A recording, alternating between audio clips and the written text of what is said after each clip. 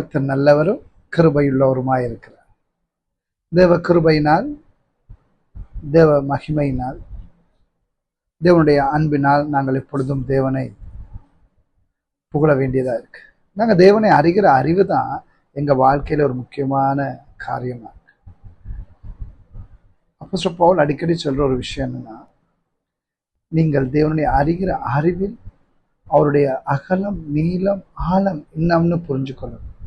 அப்படி அகலம் நீளம் ஆழம் என்னன்னு புரிஞ்சு கொள்ளும் போது கர்த்தர் உங்களை விசேஷ விதமாய் ஆசீர்வதிப்பார். நாங்க எவ்வளவு தூரம் தேவனை தெரிஞ்சு கொள்றோமோ, எவ்வளவு தூரம் தேவன் மேல் அன்பு செலுத்துகிறோமோ, அவ்வளவு தூரம் தேவன் எங்களை வழிநடத்துகிறார். எங்க விசுவாசம் அதிகரிக்கும். நாங்க தேவனை அறிய அறிய அறிய எங்க விசுவாசம் அதிகரிக்கும். இந்த விசுவாசம் அதிகரிக்கிறதுக்கு தான் நாங்க முக்கியமா தேவனை அறிய வேண்டியதா இருக்கு. ஸோ தேவனை அறிகிற அறிவினால் நீங்க வளருங்கன்றார்கள்.